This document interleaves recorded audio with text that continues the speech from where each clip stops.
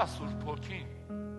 Մարդիկ կան, որ իրանց համար անծանոթ է, ինչ է նշանակում Սուրբ Հոգի։ Հայ ենք, բոլորս էլ քրիստոնյա երկրում ենք մեծացել, գիտենք հանուն Հոր եւ Որդու եւ Սուրբ Հոգու։ Աստծո երրորդ անձն է, բոլորս էլ գիտենք, Սուրբ Երրորդության երրորդ անձն է։ Բայց ով է Սուրբ Հոգի? Քրիստոսի հարություն առնելուց հետո Հիսուսի դերը երկրի վրա Սուրբ Հոգին է անում։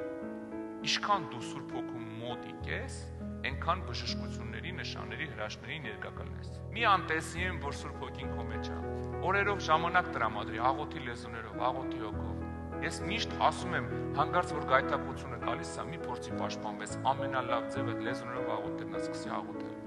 Մեղքը որ գալիս է չոքում է դրանդ, մի ասա, վայ, չեմ տենում, աշկերտս փակում եմ, չտեսնեմ, ականջներս փակում եմ, չլսեմ։ Սկսի լեզուներով աղոթել։ Ինքը կթողի դրնա։ Դժվար է քեզ մենակ այս աշխարհի գայթակղությունների հետ կռվել։